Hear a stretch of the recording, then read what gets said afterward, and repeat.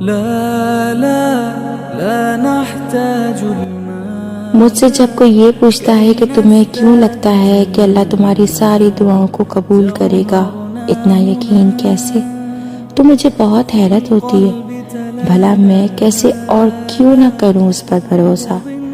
اس کے علاوہ کس پر بھروسہ کیا جا سکتا ہے؟ کسی دوسرے کو تو چھوڑیں، میں تو اپنی ذات پر بھی مکمل طور پر یقین نہیں کر سکتی۔ میں اپنے لیے بھی ہر بار صحیح فیصلہ نہیں کر سکتی۔ وہ میرا مالک ہے، میرا اللہ، میرا ساتھی ہے۔ مجھے اگر کوئی اندھیروں سے اجالوں میں لایا تو وہ وہی اللہ ہے۔ اس کی پاک محبت پاک صاف ہے، وہ دغا نہیں دیتا، وہ تنہا نہیں چھوڑتا، میری صداؤں کو سنتا ہے۔ تو پھر کیسے نہ کروں میں اس پر بھروسہ؟ میں جانتی ہوں وہ صحیح وقت پر میری ہر دعا پر کن کہہ دے گا، کیونکہ وہ میرا اللہ ہے۔ یقین جانیں ہم میں صبر نہیں، ہم بس شکوہ شکایت کرنے میں ماہر ہیں۔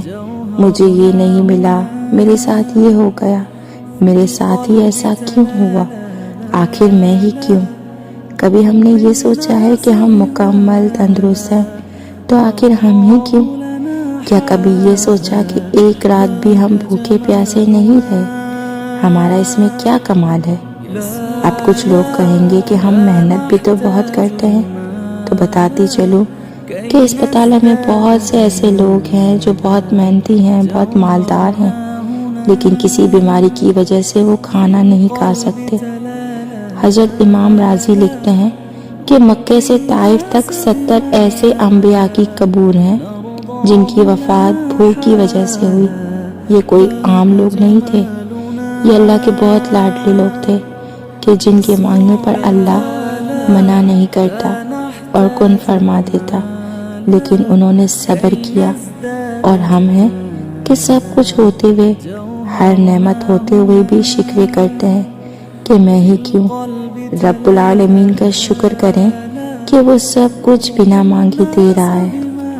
اگر آج آپ کی زندگی میں پریشانی ہے، مشکلات ہیں، تو یاد رکھیں پریشانی اور مشکلات بھی اسی پر آتی ہے جو رب کا لاڈلا ہوتا ہے۔ تو بس صبر کریں اور اس کے کن کا انتظار کریں۔